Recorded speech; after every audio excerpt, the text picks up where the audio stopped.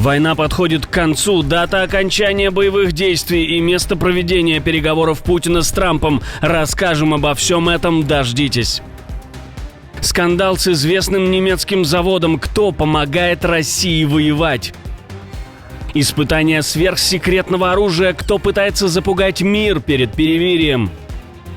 Индия готовит ответ штатам. Трампу дают отпор. Назревает громкий скандал. Эти и другие самые важные события. Утро субботы, 9 августа. Самые важные и срочные новости. Эксклюзивные подробности. Вы смотрите информационный выпуск «Нехта». Оперативно о событиях в России, Беларуси, Украине и мире. Раньше и понятнее других. Все, что нужно знать сегодня.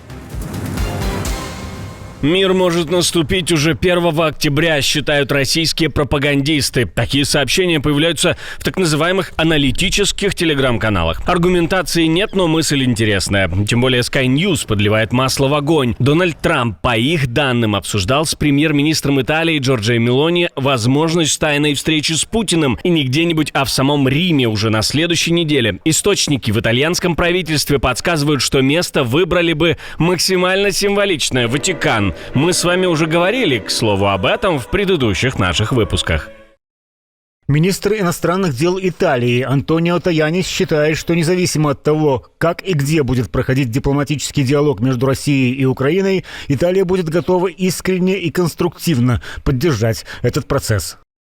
Ждем официальных подтверждений и планов, ну а пока Россия продолжает наносить удары по украинским городам. В кулуарах политики все громче шепчутся, война может не закончиться, но ее могут поставить на паузу. И намек на это прозвучал из уст Дональда Туска. Премьер-министр Польши после разговора с Владимиром Зеленским заявил, что его интуиция подсказывает, заморозка конфликта может наступить скорее раньше, чем позже. Зеленский, по словам Туска, был осторожен, но все же звучал оптимистично. Киев заинтересован, чтобы Европа и Польша в частности участвовали в формировании будущего перемирия и мира. Варшава тоже видит в этом шанс укрепить безопасность всего региона. Bardzo nam na tym też zależy, żeby w naszym regionie... Мы также очень заинтересованы в том, чтобы в нашем регионе воцарился мир, потому что это также будет иметь очень положительное влияние на нашу безопасность. Кроме того, вы знаете общее настроение всех в Польше, но также и в отношении инвестиционных возможностей, потому что хорошо известно, что там, где идет война, гораздо меньше готовности инвестировать. Еще в конце июля Туск говорил о многих признаках возможной паузы в войне. А вот Зеленский уже успел обсудить с Дональдом Трампом и европейскими лидерами форматы встреч, которые могут приблизить этот сценарий. Ну а мы поговорили о возможностях таких сценариев с украинским политологом Алексеем Буряченко. Все-таки речь, насколько я понимаю, даже из инсайдов, из неподтвержденных источников, речь не идет про то, что Россия готова пойти на всеобъемлющий ceasefire, всеобъемлющее прекращение огня. Инсайдеры говорят про исключительно такой усеченный ceasefire только в воздухе.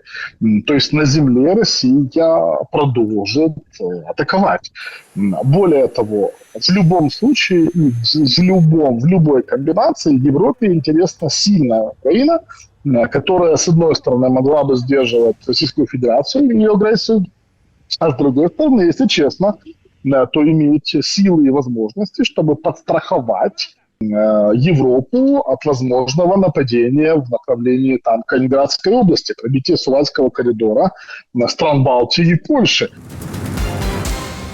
Путин устроил телефонный марафон. За один день он позвонил лидеру Китая Си Цзиньпину, президентам Узбекистана и Казахстана, премьер-министру Индии, а напоследок еще и Лукашенко звякнул. Темы США, Украина и вечная мантра про переговоры. По версии кремлевских и китайских государственных медиа, Си осторожно намекнул, что Пекин не против, если Москва и Вашингтон будут держать контакт. Про войну в Украине сказал привычное, простых решений нет, Китай продолжит содействовать миру. Об этом пишет Bloomberg. А Лукашенко, как всегда, в унисон с Кремлем предложил Минск как идеальную площадку для переговоров Зеленского и самого Путина, будто мир подождет, пока они договорятся о месте встречи. Правильно, надо подготовить заранее. Это мы так шутя говорим, преувеличивая. Надо подготовить этот визит. Хотите, я возьмусь за это.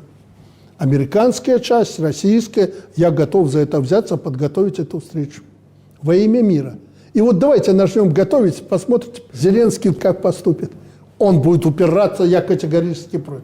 С Мирзиёевым и Токаевым Путин делился впечатлениями от встречи с американским спецпредставителем Стивеном Уиткофом и обсуждал торговлю, энергетику и культуру. В Кремле уверяют, что индийский лидер выразил признательность за информацию. Моди в соцсетях назвал разговор очень хорошим и обстоятельным и подчеркнул особое и привилегированное стратегическое партнерство с Россией, пригласил Путина в Индию до конца года.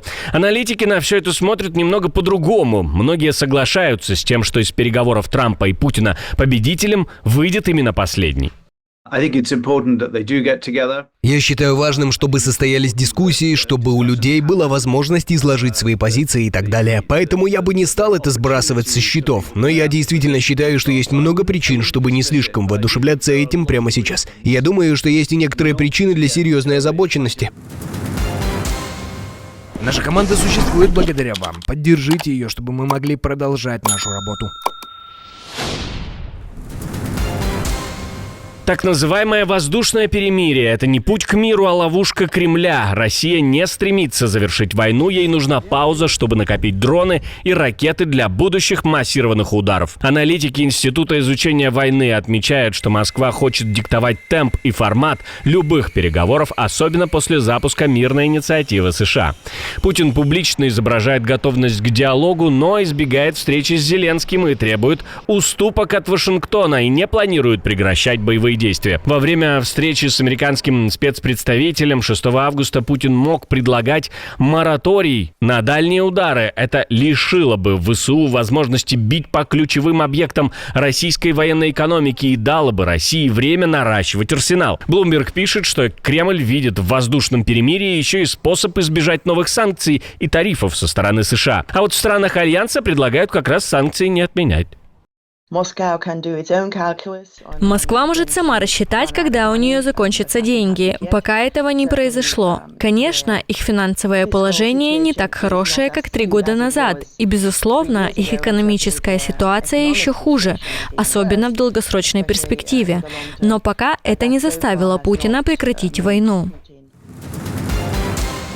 Когда дело касается больших денег, вопросы геополитики решаются немного быстрее. В Нью-Дели зреет ответ Вашингтону, и он бьет не по словам, а по контрактам. Индия заморозила планы по закупке американского оружия и самолетов. Первый явный сигнал недовольства после того, как Дональд Трамп обрушил на индийский экспорт новые пошлины. По данным Reuters, визит министра обороны Индии в США, где планировалось объявить о многомиллиардных сделках, отменен. 6 августа Трамп поднял тарифы на индийские товары еще на 25%. В наказание за закупку российской нефти, доведя общую ставку до рекордных 50%. Под паузу попали переговоры о покупке бронемашин «Страйкер», ракет «Джавелин» и контракт на $3,5 миллиарда за 6 разведывательных самолетов «Боинг». Формального запрета нет, при желании в Нью-Дели могут вернуться к сделкам, если удастся договориться по тарифам. При этом военное партнерство и обмен разведданными между странами якобы продолжаются, а Дели якобы намекает, российскую нефть готова заменить, но только по тем же ценам, что и у Москвы. Минобороны страны тем временем опровергла эту информацию, но что происходит в кулуарах, мы с вами так и не знаем. Скандал мирового уровня. Российский завод, производящий взрывчатку, оказался среди покупателей техники Siemens, несмотря на санкции. Расследование Reuters показало, бийский олеумный завод обошел ограничения, оформив заказ через российскую фирму-посредника, которая использовала китайских оптовиков как прокладку.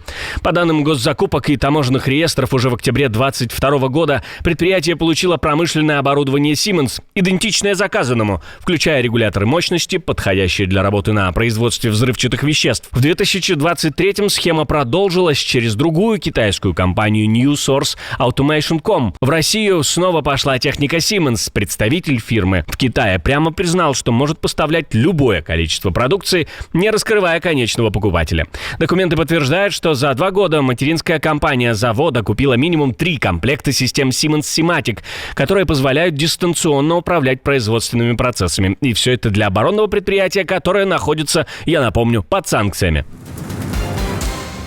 В арктической тишине зреет что-то опасное. В ближайшие дни Россия может провести испытания межконтинентальной ракеты «Буревестник» с ядерной энергетической установкой оружия, которое Москва сама называет не имеющим аналогов. По данным The Barents Observer, полигоном станет архипелаг Новая Земля, место, где еще с конца 50-х взрывали ядерные заряды.